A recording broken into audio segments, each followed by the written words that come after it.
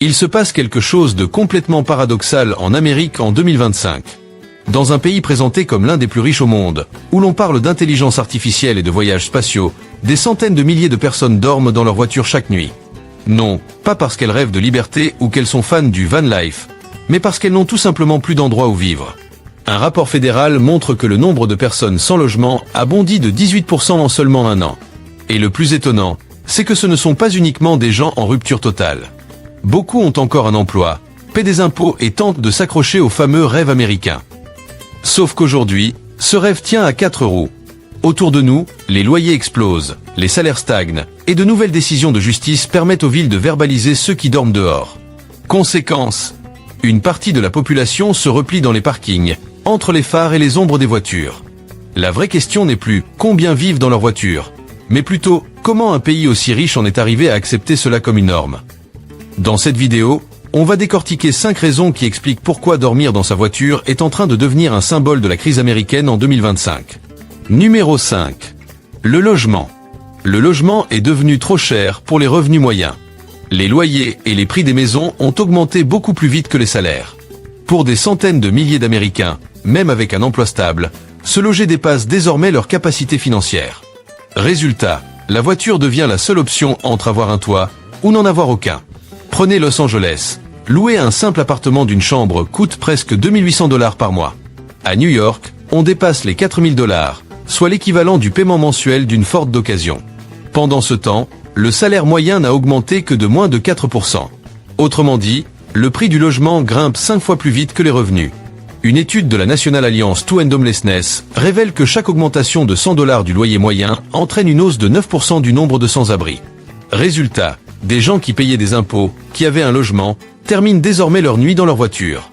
L'auto, autrefois symbole de liberté, est devenue leur résidence provisoire. C'est ironique. Avant, on travaillait pour se payer une voiture. Aujourd'hui, certains disent qu'ils ont une voiture uniquement pour pouvoir continuer à travailler. Le volant ne sert plus seulement à tourner à droite, mais à échapper au loyer. Alors, où est le vrai problème? Quand l'immobilier part en fusée et que les salaires suivent au ralenti, même des travailleurs stables finissent par perdre pied. Ce ne sont pas des gens paresseux, ils se lèvent toujours pour aller bosser, paient leurs impôts, tentent de garder la tête haute. Mais lorsqu'arrive la fin du mois, ils doivent choisir, payer le loyer ou garder leur voiture. Un homme de la baie de San Francisco explique « Je vivais avec 2 colocataires. Quand le loyer a augmenté de 300 $, je suis parti. Mon vieux van est devenu ma maison. Au moins, le propriétaire ne peut plus me mettre dehors. » Et ce témoignage n'est qu'un parmi tant d'autres. Ce n'est plus une série d'histoires individuelles. C'est le signe que l'économie américaine fonctionne de travers. Le rêve américain est devenu si petit qu'il tient désormais dans un coffre de voiture. On entend même une blague qui résume parfaitement la situation. Aujourd'hui, aux États-Unis, quelqu'un qui possède un garage est considéré comme riche, et celui qui vit dans un véhicule prend un raccourci vers l'immobilier. La vraie question n'est donc pas « Pourquoi choisissent-ils de vivre dans leur voiture ?», mais plutôt « Comment un pays rempli de logements vides peut-il pousser des citoyens à transformer leur voiture en chambre à coucher ?» Et vous, si vous deviez choisir entre payer un loyer impossible ou dormir dans votre voiture, vous feriez quoi? Et encore, ce n'est que la surface du problème. Derrière ces travailleurs en difficulté se cache un deuxième groupe, beaucoup plus discret, presque invisible, mais qui grandit à toute vitesse. Qui sont-ils? On y arrive dans un instant. Numéro 4. Les voitures offrent un refuge immédiat dans un système qui n'a pas prévu de solution. Il manque cruellement de logements abordables, et les programmes publics sont saturés ou prennent des années avant d'aboutir. La voiture devient donc un filet de sécurité improvisé, un refuge portable quand tout le reste s'effondre. Vous savez ce qu'il y a de plus ironique? Aux États-Unis, sans-abri ne veut pas toujours dire dans la rue. Beaucoup ont encore un toit au-dessus de leur tête, mais c'est un toit en métal, monté sur 4 roues. Un rapport de Security.org indique que plus de 256 000 Américains dorment dans des conditions instables, dans leur voiture, dans des entrepôts ou au bord de la route. Et ce chiffre grimpe aussi vite que le prix d'un café Starbucks. À Los Angeles, une enquête de l'autorité des services d'aide aux sans-abri montre que les personnes vivant dans leur véhicule représentent la plus grande part des sans-abri non hébergés, plus que ceux qui dorment sous des tentes. Les parkings de Walmart, les garages publics et certains parcs deviennent des sortes d'hôtels improvisés. Pourquoi choisir la voiture plutôt que les refuges? Parce que les centres d'hébergement sont souvent surpeuplés, bruyants, parfois dangereux, et manquent totalement d'intimité. La voiture, même minuscule, offre encore un semblant de dignité.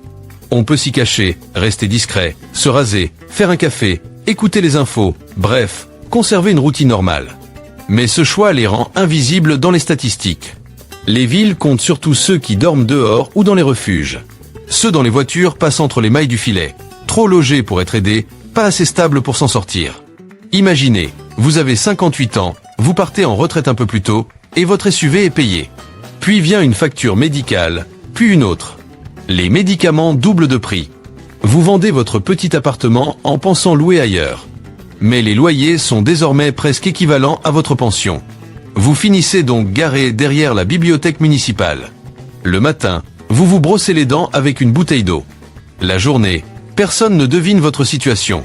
La nuit, seul le bruit de la pluie sur le toit du SUV vous rappelle que cette situation n'a plus rien de temporaire. Un couple à Seattle raconte « On a vendu notre maison, loué un garage, et on dort dans notre SUV. Au moins, on reste ensemble, à l'abri. » Le garage devient une chambre à coucher anonyme au milieu d'une ville qui continue de briller. Officiellement, on les appelle non hébergés. Dans les faits, ils ont trouvé le seul refuge que le système ne peut pas réglementer, leur voiture. Un abri légal, mais considéré comme une nuisance. Une maison mobile que personne ne veut occuper, même ceux qui y vivent. Et au fur et à mesure que ces petites maisons sur 4 roues envahissent les parkings, les bords de route et les parcs, on ne parle plus d'un phénomène marginal. On assiste à la disparition d'une classe entière d'Américains, vivant juste sous nos yeux sans que personne ne s'en rende compte. Alors que fuit-il réellement? La pauvreté, ou simplement le regard de la société? Et voici le plus ironique. Des politiques censés nettoyer les rues ne font en réalité que pousser encore plus de gens dans leur voiture. En juin 2024, la Cour suprême a autorisé les villes à verbaliser ceux qui dorment dehors. Les campements ont été démantelés, les parcs rendus au public. Certains médias ont parlé d'une victoire pour l'ordre urbain. Mais est-ce vraiment le cas? On ne s'en rend pas toujours compte, mais une simple mesure politique a déplacé des dizaines de milliers de personnes. Non pas dans des logements, mais des trottoirs vers l'intérieur de leur voiture. Los Angeles, San Francisco, Portland. Ces villes qui étaient autrefois connues pour leurs campements de tentes voient désormais naître de véritables villes de voitures. La différence? Comme le camping est interdit, les gens dorment dans leurs véhicules, et la ville paraît soudain plus propre. À San Francisco, une statistique frappante montre que le nombre de camping-cars utilisés comme résidence a bondi de 37% entre 2022 et 2024, juste après l'application de la loi interdisant le sommeil en extérieur. Quand la nuit tombe, il suffit de parcourir un parking de Costco ou le parc du coin pour voir une file silencieuse de voitures alignées. Pas de lumière, pas de mouvement, mais à l'intérieur, des vies qui retiennent leur souffle. Et c'est là que se trouve le vrai problème. Au lieu de se demander pourquoi ces gens n'ont pas de logement, la politique ne cherche qu'à les rendre invisibles. On s'attaque à l'image, pas à la cause. Sur le papier, les autorités peuvent annoncer fièrement une baisse de 20% du nombre de personnes dormant dehors. Ce qu'elles ne disent pas, c'est que 15% dorment désormais dans leur voiture, et que 5% ont été forcés de quitter la ville. Les rues semblent plus propres, oui. Mais le cœur des gens, lui, ne l'est pas. Les tentes ont disparu, elles ont été remplacées par des parkings nocturnes. Et tant que personne n'a à les regarder, tout le monde se sent étrangement soulagé. Une femme de 63 ans, à San Diego, raconte « Les policiers ont frappé à la toile de ma tente pour me dire que je ne pouvais plus rester là. Je suis monté dans ma voiture en me disant que ce serait mieux. Mais maintenant, ils distribuent des amendes pour stationnement prolongé. C'est un cercle vicieux parfait. On ne peut pas s'allonger, on ne peut pas s'arrêter, on ne peut rester nulle part. Pris dans cet engrenage, beaucoup apprennent à devenir invisibles. Dormir sans allumer les phares, bouger toutes les quelques heures, se garer là où le Wi-Fi gratuit capte encore. Une nouvelle forme de survie où Google Maps et Walmart deviennent des outils pour préserver un dernier morceau de dignité. Ça paraît amer, mais c'est la réalité. En Amérique, si tu es pauvre et que tu dors dehors, tu prends une amende. Si tu es pauvre mais que tu as une voiture, tu deviens un sans-abri vivant en véhicule. Un joli terme, non? Et c'est là que ça devient vraiment inquiétant. Lorsque la loi commence à redéfinir où la pauvreté a le droit d'exister, on approche d'un moment où vivre dans une voiture n'est plus une exception, mais une sorte de politique tacitement acceptée. Derrière chaque voiture garée en silence, il n'y a pas seulement quelqu'un qui attend une solution temporaire. Une nouvelle classe sociale est en train d'apparaître. Mais qui sont-ils vraiment? On va les découvrir juste après. Numéro 3. La précarité touche désormais des travailleurs actifs, pas seulement les plus pauvres. L'image traditionnelle de la pauvreté change. En 2025, beaucoup de gens qui dorment dans leur voiture ont un emploi, parfois même à temps plein. Cela choque l'opinion publique.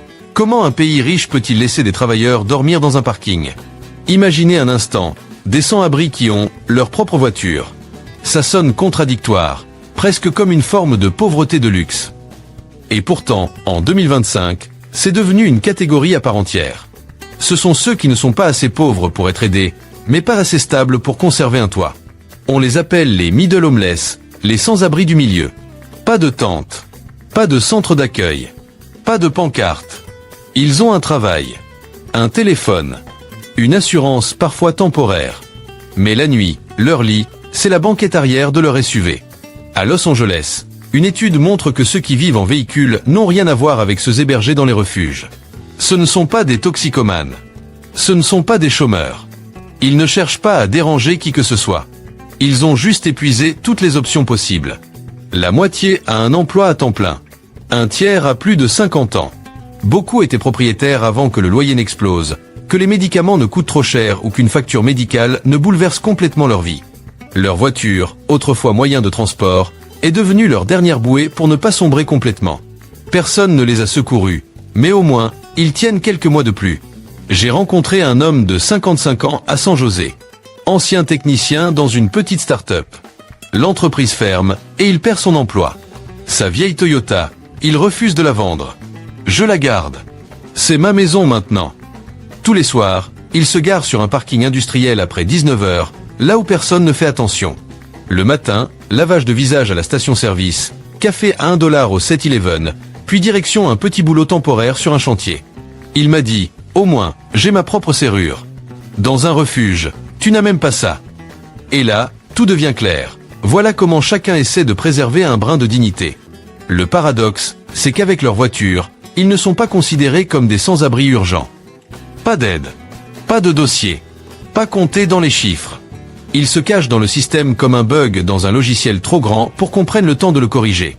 Et tout fonctionne, jusqu'au jour où la voiture tombe en panne ou que le réservoir reste vide. Ce jour-là, ils basculent officiellement dans la rue. On appelle ça Home Sweet Home. Mais pour beaucoup d'Américains, c'est devenu Home Sweet Parking Lot. Ce ne sont pas des gens qui abandonnent. Ils incarnent la preuve que parfois, une simple augmentation de loyer ou une facture médicale peut faire exploser toute une vie. Alors qu'est-ce que fait vraiment la société pour les aider à se relever? Ou attend-on qu'ils touchent le fond avant d'agir? Parce que lorsque même des personnes stables se retrouvent à vivre dans leur voiture, ce n'est plus une série d'histoires individuelles. C'est une crise qui frappe à la porte de chaque garage. Numéro 2. Le phénomène se banalise et devient visible partout. Le nombre de personnes vivant dans leur véhicule a explosé. On voit des parkings organisés en zone résidentielle, des safe parking programmes, des stationnements remplis de vans et de SUV transformés en mini-appartements. Cette visibilité transforme le phénomène en véritable symbole national de la crise. Voilà le paysage de 2025, le point de rupture du rêve américain. On le sent dans l'air. Une atmosphère étrange. Ce n'est pas seulement le prix de l'essence, ni l'élection. C'est autre chose. C'est l'idée qu'une nouvelle crise s'installe doucement. Une crise où les voitures ne transportent plus seulement des gens, mais aussi leur nuit. Un rapport fédéral révèle que 771 480 Américains ont connu l'absence de logement en une seule nuit de 2024. Une hausse de 18% en un an, un record depuis que le gouvernement tient ce genre de données. Au premier regard, ce ne sont que des chiffres. Mais si vous avez déjà traversé un parking de Walmart la nuit, avec ses rangées de voitures alignées jusqu'à l'horizon, vous comprenez. Ce ne sont pas des touristes. Ce sont des Américains qui dorment la faute d'alternative. Pourquoi 2025 ? Parce que tout converge. Les loyers continuent de grimper. Les salaires ne suivent plus. L'interdiction de dormir dehors pousse les gens vers leur voiture. La classe moyenne se vide de l'intérieur. Et le système de logement social avance au rythme d'un camping-car de 1998. Bref, on assiste à la tempête parfaite. Coûts qui explosent, loi qui se resserre, confiance qui s'effrite. La voiture devient un refuge. Un foyer improvisé pour une génération qui n'est pas forcément pauvre, mais qui n'a tout simplement plus d'endroit où aller. Un jour, tout a basculé. J'ai dû vendre ma maison pour effacer mes dettes médicales. Depuis, mes nuits se passent à l'arrière d'un Ford Ranger. Et pourtant, chaque matin, je mets une chemise propre et je pars travailler comme si de rien n'était. Je ne suis ni au chômage, ni dépendant de quoi que ce soit. Je ne cherche pas la pitié. C'est juste que, désormais, vivre normalement coûte plus cher que rêver. Un soir, j'étais garé sous les lumières jaunâtres d'une station-service. La radio parlait d'une économie plus forte que jamais. Ça m'a fait sourire. Un sourire un peu amer. Peut-être que l'économie va bien. Oui, mais clairement pas pour moi. Ce qui fait peur, ce n'est pas le chiffre de 771 000. C'est le fait que tout cela devienne banal. Quand les médias disent que c'est une tendance, quand le gouvernement explique que, au moins, ils ne sont pas dans la rue, quand la population commence à trouver normal que des gens dorment dans leur voiture, c'est là que le rêve américain commence réellement à s'effondrer. J'ai lu un commentaire en ligne, sarcastique mais tellement juste. Le pays de la liberté ? On dirait surtout le pays des maisons à roulettes. Parce qu'aujourd'hui, ce n'est plus un cas isolé. On dirait même que c'est devenu la preuve d'un système qui craque de partout. La stabilité est devenue un privilège, et la voiture, le dernier refuge. Un pays qui, autrefois, se vantait de donner une seconde chance à tout le monde, pousse maintenant des centaines de milliers de personnes à reconstruire leur vie, depuis le coffre de leur voiture. Et si vous pensez que ça ne concerne que la côte ouest ou uniquement les jeunes, vous vous trompez. Quand le logement devient un luxe et que les voitures se transforment en abri, personne n'est vraiment à l'abri. Numéro 1. La voiture habitation incarne la perte du rêve américain. Alors, imaginez un instant, et suivez-moi. Projetons-nous en 2030.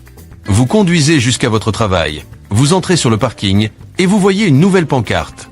Stationnement résidentiel réservé aux véhicules habitation. Faux, non. Et pourtant, vu la direction dans laquelle on avance, ce n'est plus une question de si, mais de quand. Les loyers continuent d'augmenter. Les salaires stagnent.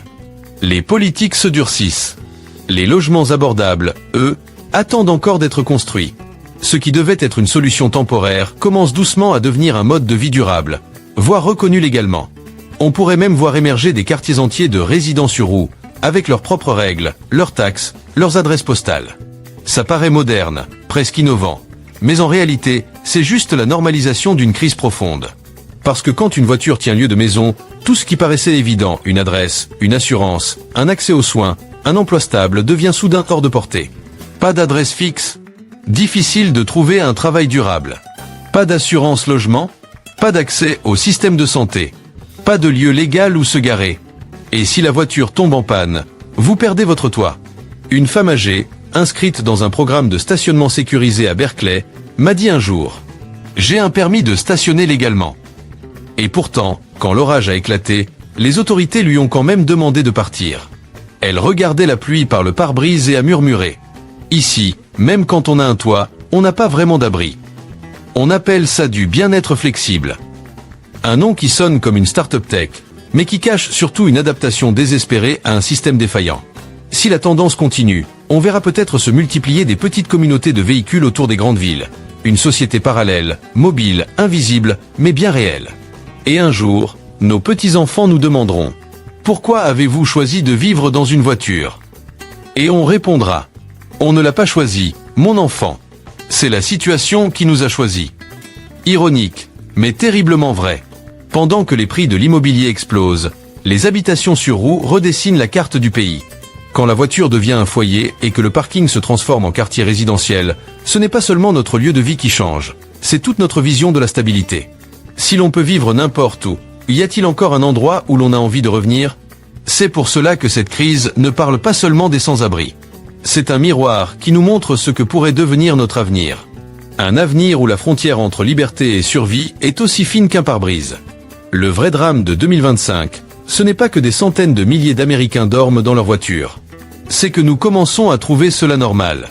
Quand les parkings deviennent des quartiers, quand le bruit des climatiseurs de voitures remplace celui des ventilateurs de plafond, c'est le rêve américain qui rétrécit, jusqu'à tenir derrière un volant. Peut-être que vous n'avez jamais passé une nuit dans une voiture. Mais si vous devez payer un loyer, faire le plein, ou élever une famille aujourd'hui, vous êtes plus proche de ceux qui y vivent que vous ne le pensez. La seule différence, c'est que vous avez encore la clé d'une maison. Eux non plus que la clé de leur voiture. Alors la grande question, c'est, si tout continue dans cette direction, l'Amérique de demain sera-t-elle un pays de maisons ou un pays de voitures-habitations autonomes? J'aimerais connaître votre avis. Pour vous, vivre dans une voiture, choix de liberté ou signe qu'une société s'effondre? Partagez-moi votre réflexion en commentaire. Chaque semaine, on analyse ensemble les réalités socio-économiques américaines, sans filtre, avec honnêteté et humanité. Cette vidéo a un but informatif, analytique et social. Elle n'attaque personne. Les données viennent de sources publiques fiables. L'objectif, c'est simplement de vous aider à mieux comprendre ce qui se passe autour de nous. Parce que parfois, pour voir la vraie Amérique, inutile de lever les yeux vers les gratte-ciel. Il suffit de regarder les voitures, immobiles, dans l'obscurité.